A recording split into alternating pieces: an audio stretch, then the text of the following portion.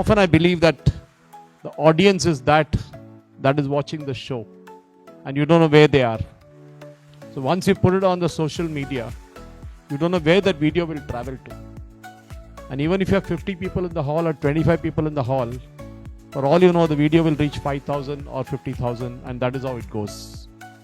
And to make that more interesting, with Raghunathachari here, and definitely the book that he's written and the trials and tribulations that he's gone through, we will quiz him, and definitely HMA can then take this video and possibly it will get edited by the Monday morning, and then we can have it sent to all our members. And I request everybody then to share those videos, and more such videos will be coming up in the next few weeks. We will do more such brainstorming or chai pe charcha or whatever you want to call it, because fireside chat is a pure American terminology. We don't have a fire here. And anyway, we'll start the session. I would say, Mr. Raghunathachari, you did that presentation there with the book. You gifted us a copy of the book also. Now, in terms of chronicling a journey, okay, of what you have gone through in terms of entrepreneurship, the setbacks that you faced, the reinvention, if you can call it, and the growth phase that you had. Quite often you would have got asked this question: what made you write this book? Yeah, very true. So, when I actually gone out to meet some of the people, my publisher, White Falcon Publisher, has taken to student community actually, and they were asking this question: sir, these days no one is reading books. In fact, they were asking, do you have a PDF of it? Kindle of it. So I told them my publisher was aware of the modern day reading habits. So indeed they launched a Kindle version, and then there is a ebook also made. But to the question why now, Devendra Garu actually gave a partial answer. India ranks second in even these days in terms of how many hours we spend on book reading. While book is a expression of your life, expression of your experience, okay, book also is one another reckoner even these days, okay. It tells you that there is an amount of information, amount of experience, amount to be reckoned at any time, because all said and done, technology at times has its own hiccups. Your electricity can cripple you off. We are seeing Amazon being shut down, and your servers can go down. Many other things can happen. You cannot even probably read if your mobile is not charged well enough. Your iPad might give up all that, but book would always be there. Reading a book makes you connect to the content much closer. It is probably at some point in time we will talk about AI. It is that. So machines will always exist. The human also going to exist and run them. And as long as this is going to be the kind of pattern, books would always be relevant. Because these days, when I speak at colleges, one of the main grounds I have, which I think HMA also should take up, is that today's generation doesn't read a printed publication. They are the Instagram generation, and quite often they don't like long stuff, long speeches, long videos. They are the 30-seconders. Jaldi bolo, jitna bolna hai, khatam karo, and tell me quick. I don't have time for it. And then we give the option in the corner saying, you want to watch a full reel? Click that and watch the full reel. How is it that holding that attention, that 30-second attention now in a book format is quite different? But more importantly, you did mention about AI, and we have seen in the last 3 sessions of NASDAQ, almost $720 billion getting wiped out in 3 sessions over Wednesday, Thursday and Friday. Possibly that bubble is bursting. One way it is good because it brings down a lot of people down to ground reality. But the point is more about the philosophical part of it. Because when you look at your career and success fundamentally, what has changed philosophically in your opinion when you are going through all this? I think I have reinvented myself. Because I'll ask you the defining moment of it. I know you are going to be very pertinent. Devenderji warned me about. But still he has given me very less time to prepare for anything. So there is no armory around. So I'll be candid. So life looked very well set. Because I hail from a very typical middle class, like most of people could resonate with. A government employee father with 4 sons, father, mother, very typical of that kind of humble beginnings. So from there, jet trotting, traveling Europe as if it is like next Maridpalli and this and all that. For 20 years that was happening. So life was so good, charmful. You are doing many wonderful fantasy things. And then this in Hindi we say Kida, entrepreneurship. I'll do something bigger, better, brighter, all of that. So you took a plunge because you felt I have amassed within my own capacity, my own thoughts at that time. I'm not saying amassed means any other established industrialist like Devendra Garu or any other person. Within our own middle class thought process, having few crores there is a good money. Now you can experiment in life.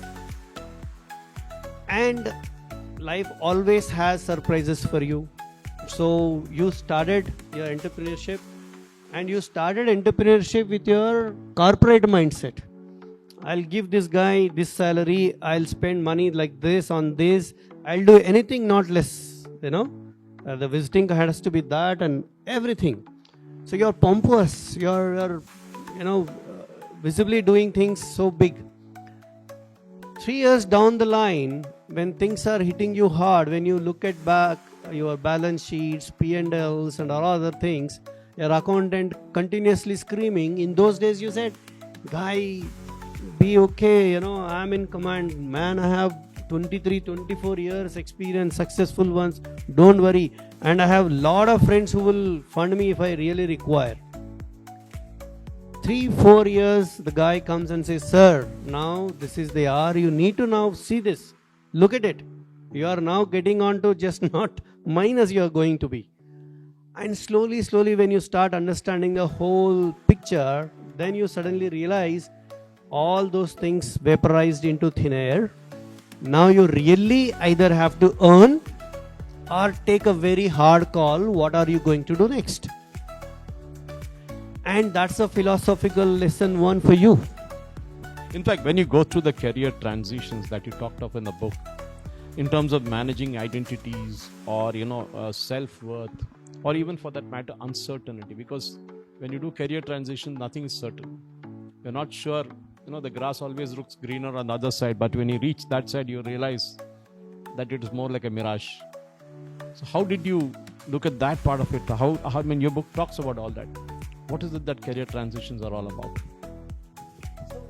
When certain times you take your career by design, okay? So then only Tirumala Garu kind of experts on the thing will say a career path has to be designed, a career path has to be executed. So in a most idealistic environment, your career path is designed and you go through that. When there are things that are desperacy, you are a desperado, you have to survive, you have to pay your next bill, you have to clear your employee salary.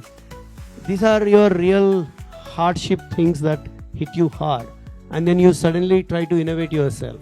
Then you feel like everything that you earlier felt like, why should I be doing this? Is there anything, my time is not appreciated. Okay, a guest lecture pays you 40,000. That 40,000 was nothing 2015 before, but 2018 after, that 40,000 was very big money. Why? Because you have transitioned yourself to realize that in those days what came into you and what now you need to earn are two different planes altogether. So these transitions hardens you.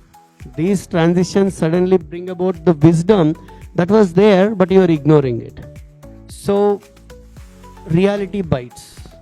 But if you take it in right stride, you actually start rebuilding yourself. Now you start seeing things seriously. Now you start valuing everything which earlier was taken for granted. So, Panchabhutalu we take for granted. To freshen up yourself. This is a business, this is creating billionaires. Why all of this is? So, to your question, transitions. Sometimes transitions are by design, sometimes transitions are imposed. People who are ready for it, they make their way up. People who are not ready, they get lost into the oblivion. Employment, at the end of the month, you know that by the first your money is in your bank. But when you're an entrepreneur, you're not sure of the journey. You did talk about paying salaries of the employees and not knowing which bills to pay next. Now, when you look at all that, what is the misunderstanding? I mean, quite often people have gone from employment to entrepreneurship, didn't work out, they again came back to employment. What are the misunderstandings that happen in this entire journey back and forth? As I mentioned a little earlier, we should not be taking things for granted. That's one. The second thing is planning. The third thing is most important thing. I emphasize this because it's a very difficult lesson to live with. Discipline. Discipline is not about getting up in time, sleeping in time, eating in time. Even on this side of conducting affairs, whether as an employee or whether as an employer, if you are not looking at your resources, if you are not looking at the depletion rate of these resources and not getting a clarity around how do I use them, how do I deploy them, what is the return on investment, these aspects, we literally falter. And there are things that some falters could cost you many things because they could be very costly failure. So my take of this transition is be aware. Being aware is not going to help alone. Be committed, and in between these two, the glue has to be discipline. Because for an typical Indian middle class family, entrepreneurship is not something that comes naturally. There's some states or some communities which have it in their blood. For example, if you talk about the Gujaratis, they have it in their blood to get into business and do business. There are many other communities in different states. I don't want to get into the detail, but the point is, there is always this tension at the end of it all. There's a burnout that happens. There is always failure that is staring at you in your face. You're not sure whether you will see the next day's success or tomorrow it may just falter and fail. You ask Mr. Devendra Reddy or others who run those industries. I mean, they're there today. Tomorrow it might be a 10-time business or it might be minus 10 that comes in there. And then, of course, there is bankruptcy. There's the fear of running out of money, burnout.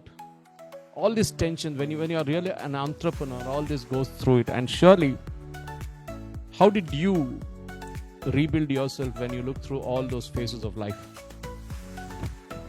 This is most important, apt question. Thanks for asking. And it's like sometimes you have to learn living through the arc. Sometimes you get help. Some people seek help, so they get help. Some people do not seek help, so they get into a black hole. So when I have faced a situation, trust me, 2014 end, my ITR was totally a kind of a middle class fantasy thing, I'm talking in those days of 2012, 2013, having a very handsome package of 7 digits and many other things. And 2018, I was struggling to convince someone to get me a loan of 25 lakh. The same person was waiting for me for 5 days at my office in iLabs in High-Tech City. In those days, Inabit was getting constructed. So that's how the things change for you. So I took to book reading. I took shelter under Bhagavad Gita because as long as humanity exists, this is one that wisdom that will last. And you will be surprised because I worked in Europe extensively, because most of my CV, if you see, is either with German company or US company. Germans embrace Bhagavad Gita to the core. They might have had it in a translated form, but they live, breathe with this. And they talk better about Vedas than us. So I took shelter under that. And one of my friend who was beaten black and blue in the entrepreneurship and went back to employment, he said, I tried Vipassana, you may try. There is a very traditional method called Vipassana. Many of you people might be knowing. I took Vipassana. I went to a Vipassana session in Nagarjuna Sagar itself. That near the dam, there is this ashram, Goenka ji's ashram, and I took 1 month there. 1 month you are cut off from this existential world.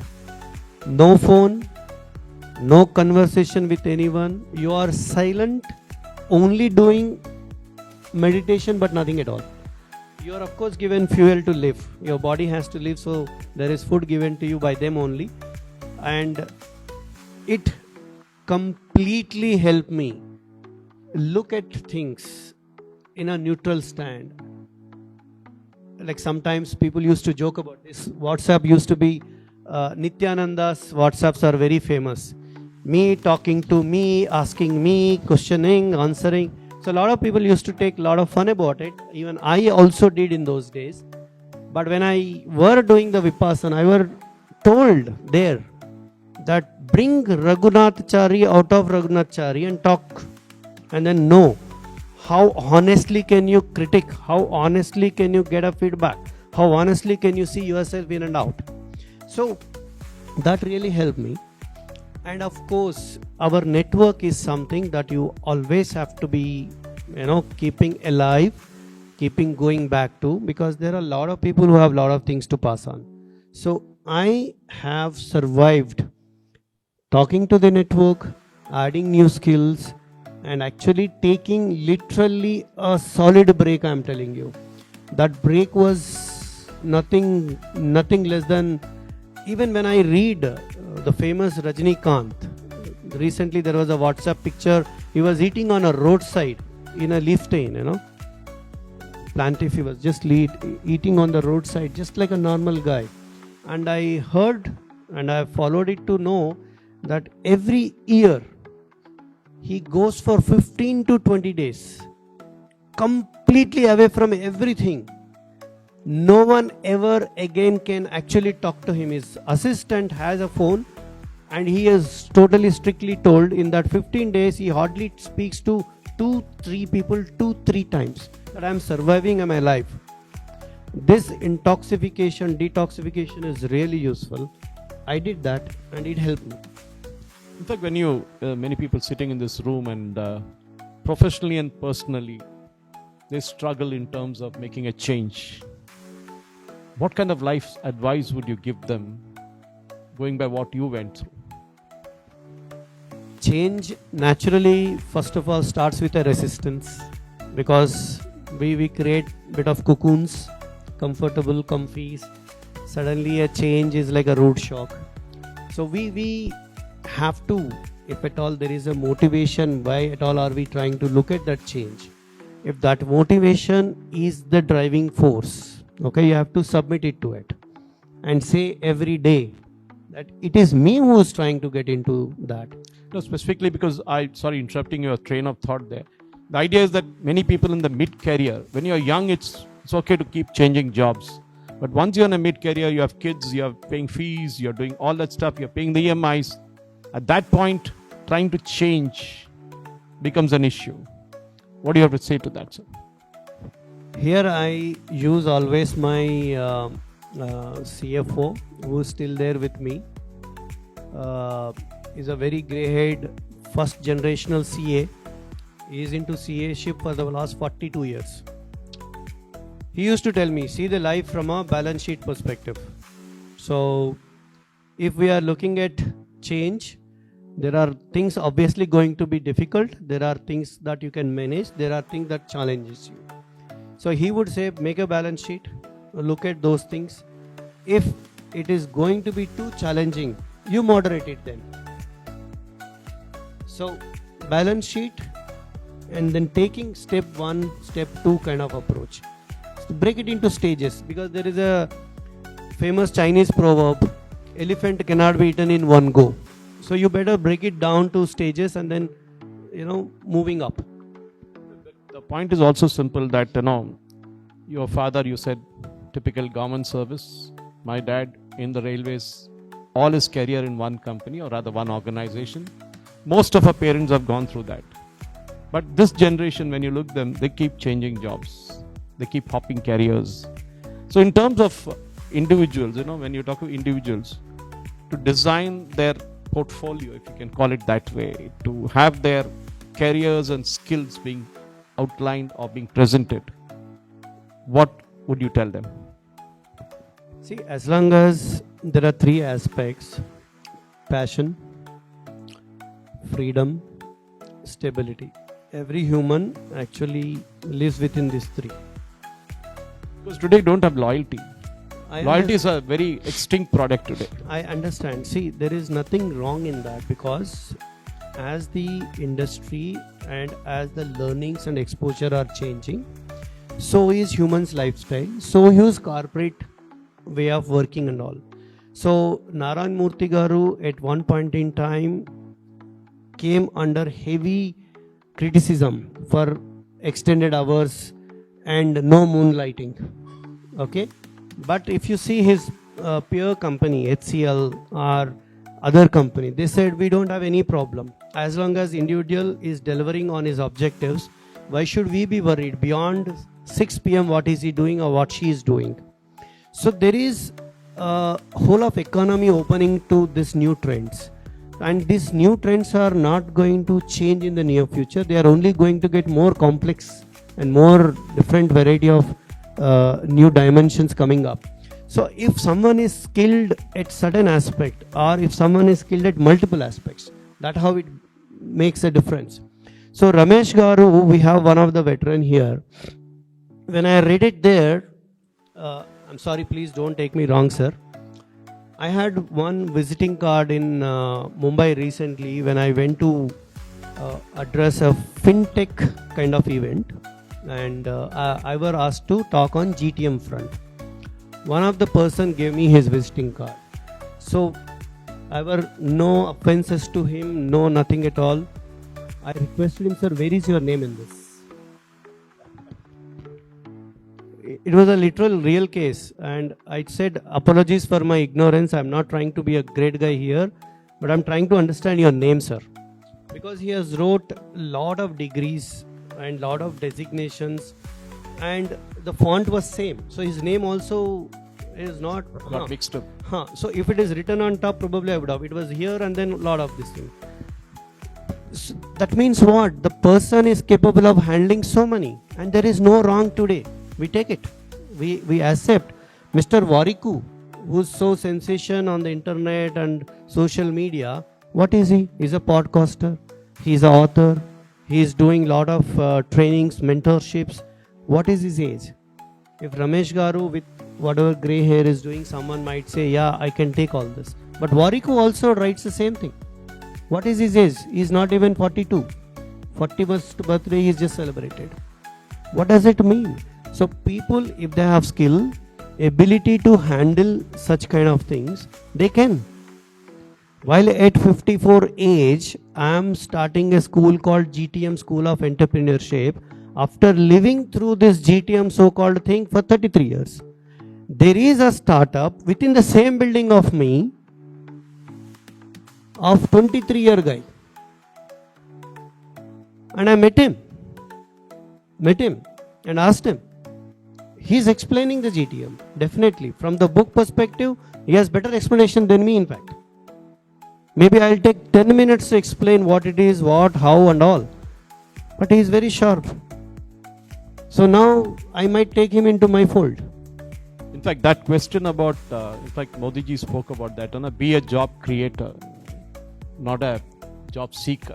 Now, when we come to that also, we talk from a perspective of a job doer and a value creator. Because today you are seeing that more of youngsters, we know that it's a law of the jungle, 98% of the startups will fail. They're supposed to fail. But the ones who succeed, and as Piyush Goyal said famously that, we feed the rich and the hungry, we feed them. But that is a question of India as a country in terms of culture, about value creation versus doing a job. How does it work?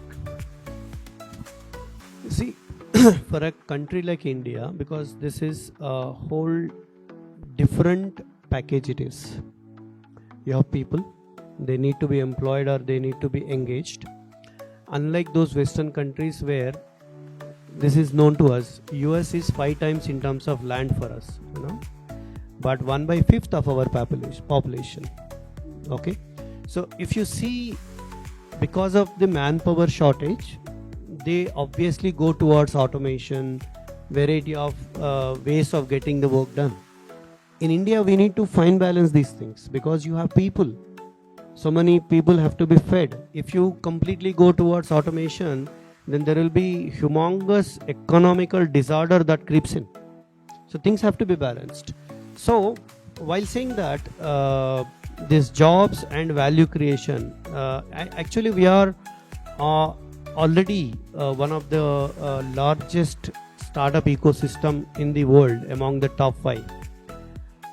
The only thing that we are struggling with, and this is the one that actually struck with few of my audience when I launched my fractional CXO.biz. With one line, I could attract Amazon's AI Labs head. She's PhD in neural science. She leads AI of Amazon globally. I said, India is idea rich, execution poor. True, take it. Yes. Okay. And when I'm asked to substantiate, I said, if we go by the numbers, every year India registers 3 lakh domains. Means 3 new ideas are registered to make it big. And in terms of success rate on certain criteria, I'm not going to get into that deeply, we are rated somewhere at the bottoms. Why? US, China, Israel, Poland, and many other economies, come on the top in terms of success. In terms of ideas and registration, we are the highest. So thanks to some initiatives by the government like Atmanirbhar, Make in India, and moment they opened the defense segment to the private, the rankings of India jumped, from 7% to 13.5%. And it is expected to go beyond 20 now very soon, because the drone and all, thanks to one operation called Operation Sindoor, a lot of enthusiasm and a lot of this. So suddenly there is a economic activity spiral. So this tells us that India has the potential, but potential hasn't been realized. Potential to be realized, there has to be some sort of catalytic moments. One Operation Sindoor or defense segment being opened has opened that. Now Prime Minister is talking about road and infrastructure, where we are seeing a lot of new things coming up, where they are saying, why should we have these tolls and all, we will move towards a real time charging and all of that. And that makes again another wave of thing happening. There is another segment which can take enormous amount of innovation. Still we are not there where we should be, because if you see per acreage of India, agriculture I'm talking about, we have improved 147% in the last 40 years. But we still are not 30% in compared to acreage what China has, what Vietnam has, what Philippines has. Why? Because they innovated there. So there is an area where if we have spur of innovation allowed, then these jobs and value add both can go hand in hand. In fact, that lab to market is what is lacking in India. I think the 1 lakh crore plan that was announced by Prime Minister Modi the other day for R&D, because that's where we are very weak. But I often give this example of these 2 students in BITS Pilani, which is not far from here, the campus in Shamirpet, who developed a drone that could travel for 300 kilometers. Sitting in the hostel room, they developed it, showcased it to the retired army officials who went to the serving army officials, that too on LinkedIn. And finally they came and saw the product, tested it, real life conditions. And today that product is being rolled out, subcontracted, and it is with the army right now. Now, in terms of asking students who are in an engineering college, if they can do it, I think rest of India can actually. And the only thing I think we are lacking is substantial investment in research and development. We are not putting in that. I think this 1 lakh crore includes private sector too. So if you take 300 crores and you want to start a project with R&D, you better show some results at the end of it. It can't be going into a bottomless pit. That is the idea behind it. So, yeah, sorry, you were saying something. I think the business, particularly private sector, it's a sorry state of affair that while we talk about governments not doing something, there is no state support, etc. There is lot that they can also do. Okay, if you go to Israel kind of countries, Poland kind of, because I've been to all this, what I see is industry captains own certain initiatives. They don't wait for state sponsorship and all. If we keep struggling and talking about, say, Bangalore traffic, I were associated with Bangalore for 37 years. Why they keep talking about something not being done from government? Why they cannot do something themselves? Why they cannot form a consortium and then do something about it? Kiran Mazumdar's Shaw kind of approach. Mohandas Pai. See, there are hundreds to criticize things, but one to get into action mode and support something. So we need to change that thought process. Then this innovation, what you're saying, because government would have given 1 lakh crore, but India is such a complicated economy. Government cannot really fund everything. They don't have money also. We have to bring in that private participation. So, now that you lead fractionalcxo.biz and you did speak a bit about that, what is that gap that you're trying to address through this fractional leadership model between founders and growing organizations? So there are two sets of people. There are founders and growing organizations. What is that gap that you're trying to fill? So we analyzed as a consulting company, and like any other businessman, I also would look for a customer, a business, money, all that, right? So but when we were trying to understand what exactly happening around, we coined a term called entrepreneurial journey life cycle, something similar to your software development life cycle. You have an idea, you have validation, you have development, you have launch, you have growth or scaling, and then mature and then exit. In this whole thing, whole of the ecosystem, that incubators, T-hubs, many other kind of things are all at this ideation, validation, development stage. So enormous amount of pitch decks made, enormous amount of, so a startup starts to think like the biggest goal for him to get is a funding first. I have to get the fund, I have to be in the limelight, and I'll be another Jeroda, taking flight to Honolulu or this and that. It is not that simple, right? So when I build further onto that, execution poor. So when we talk about execution poor, what execution, where exactly? So you have a beautiful technology, idea or concept or a product, but taking this to the market needs bit of strategy, bit of execution. So that is where we thought we will help the startup community, not by theory, not by decks and all, but literally bringing in people to support them. So we have a pool of 30 global CXOs joining hands. They are all working right now in proper CXO roles. Hinduja Group's Chief Operating Officer is associated with me under this. AI Labs head of Amazon is associated with me on this. So why are we bringing all these heads? So we are telling startups, guys, if you are really having that kind of idea that can disrupt the market, add value to the market, we are here to help in your go to market. Make it successful so that you are revenue positive. So our whole idea is making promoters look at becoming revenue project through their product, rather than trying to say, okay, can I get some funding and then become something? No. Or sell out.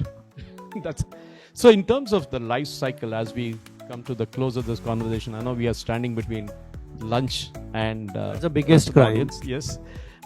In terms of spark, scale, in terms of growth, and then sustainability.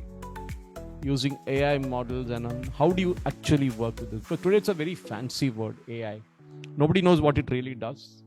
Okay, a lot of people are putting a lot of money into it. They think it's all about chips. They think it's all about front-facing customer roles that are being automated. Just because Amazon sacked 4% or 3% of its workforce became big news. What is it that Spark, Scale, and Sustainability all about? See, AI, within my understanding, and I have actually, because I believe in one thing, that if we have to talk on one subject, you must learn about it good. Otherwise you shouldn't be talking about it. So when I were approached by a cybersecurity customer to help them on GTM, I joined a program of Stanford to understand the nitty-gritties of cybersecurity. Then did I actually go and meet the customer, my first customer. Similarly, when this AI disruption is happening, even I have published a white paper for my company, like where do I bring this AI into? So I went to join Leadership with AI program of ISB. So I took 6 months course with ISB, became their alumni, hobnobbed with whatever people who are all doing whatever literally in AI, using it as a customer, developing it as a developer and all that.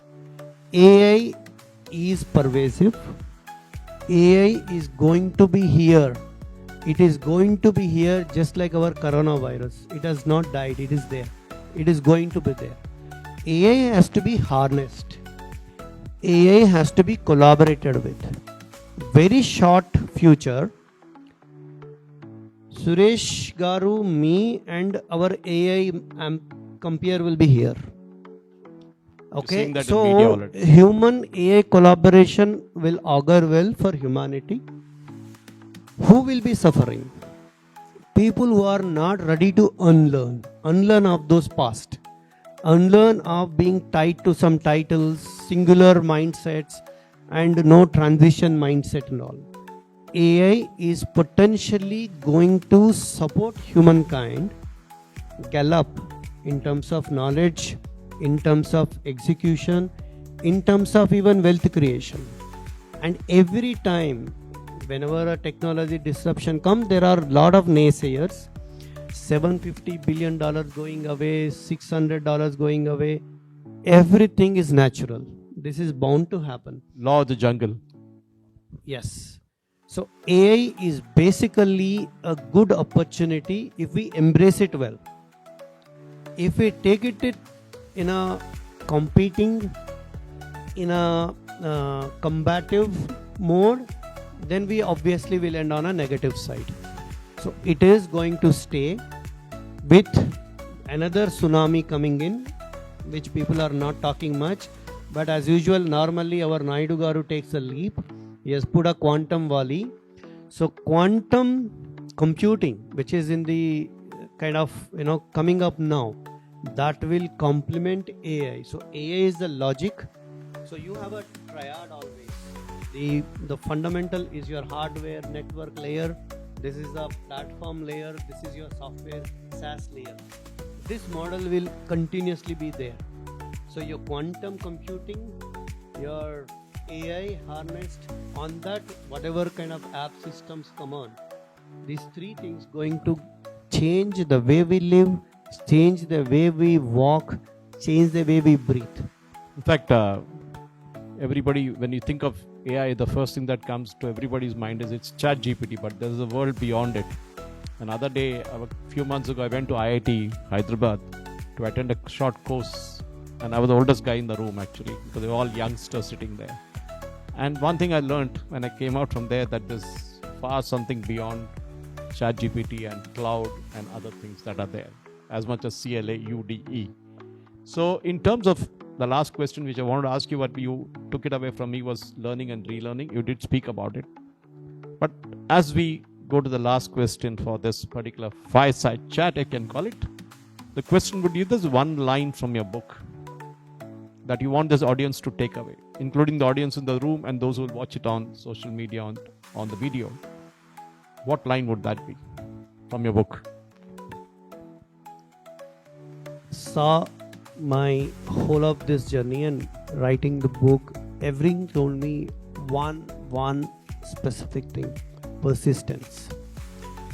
Persistence is something that will make you get over any sort of shortcoming. Pivoting is going to exist as a way of life. You will transition knowingly, unknowingly, and that is going to be the order of life. And with AI avalanche, it is going to be more aggressive. It's not going to change at all. So what is that something that you can control is your persistence. How am I going to be relevant? Persistence about that. How am I going to learn? To learn, famous Dalai Lama quote, I cannot fill. When Richard Gere spoke to him, coincidentally they were served with a tea. Tibetan courtesies are serving a tea. A tea until you say no is served. And your cup has to be always full. So the guy was filling the cup frequently. So Gere was asking, Richard Gere was very famous actor in the Esther years. Many now people may not know. Devendra Garu's romantic angle tells him that pretty woman. So I'm concluding. Yeah, no problem. So Dalai Lama showed him the cup, saying, to answer your question, you need to empty the cup first. And that became a very famous quote. If you already feel you learned everything, if you already feel you know many things, then there is nothing that can be taught. So my book talks about that you have to persistently keep yourself updated, learn things, be relevant. If you are relevant in every time, in any time, time may change, but you feel that you are always there existing. Charles Darwin's and the theory of evolution, adaptability, and of course the disappearance of the dinosaurs is a classic case in point. And Mr. Raghunatchari, wonderful speaking to you. I'm sure that we could have gone on for another half an hour, but there is a paucity of time, and of course there's a lunch standing between, as I mentioned before. Thank you very much for speaking to us at HMA. Thank you very much. Thank you, everyone. Thanks, Suresh Garu, for asking most relevant questions. I hope I made sense to you all people. A lot of learned people. I'm a student forever, as I said. If there are something that you observed that I have not covered well or could have done well, or there is something that you want to add a more color to that, I will be open